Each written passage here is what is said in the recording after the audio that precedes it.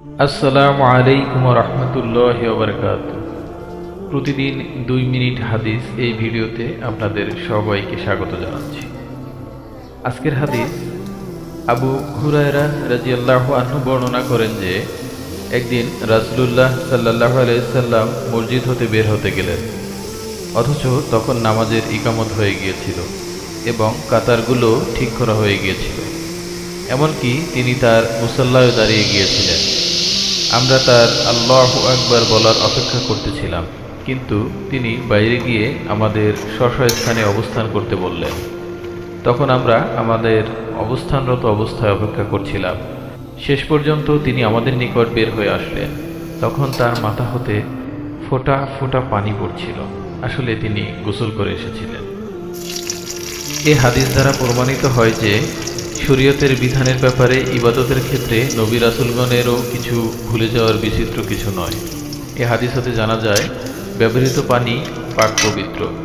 অধিকন্তু এই হাদিসের আলোকে প্রমাণিত হয় যে ইকামত এবং নামাজের মধ্যে বেশ কিছু সময়ের ব্যবধান বৈধ রয়েছে। রাসূলুল্লাহ সাল্লাল্লাহু আলাইহি সাল্লাম ইকামতের পর গোসল করে এসে নামাজ আদায় করলেন, কিন্তু ইকামতের পুনরুক্তির নির্দেশ প্রদান করেন নাই। দিনের ব্যাপারে লজ্জা শরম না করাও এই হাদিস থেকে জানা যাচ্ছে।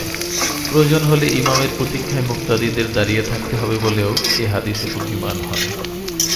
ইকামত এবং নামাজের মধ্যবর্তী সময়ে কথা বলার বৈধতাও এই হাদিসে প্রমাণিত। অপবিত্র হওয়ার সময় হতে গোসল বিলম্ব করা যায় বলেও এই হাদিসে প্রমাণিত হয়। সুতরাং আমরা আমাদের দিনের ব্যাপারে সঠিক ও সহজ পথগুলো সম্পর্কে অনুসরণ করব ইনশাআল্লাহ। আমরা অনেক ক্ষেত্রেই ছোট ছোট বিষয় নিয়ে বিভিন্ন সময় মসজিদে মুসল্লিগণ তর্ক বিতর্কে লিপ্ত হয়ে পড়ি। আসলে আমাদের ইসলামের প্রত্যেকটি জিনিস পুঙ্খানুপুঙ্খরূপে জেনে তারপরে সে বিষয়গুলো নিয়ে তর্ক করা উচিত বা সে বিষয় নিয়ে আলোচনা করা উচিত।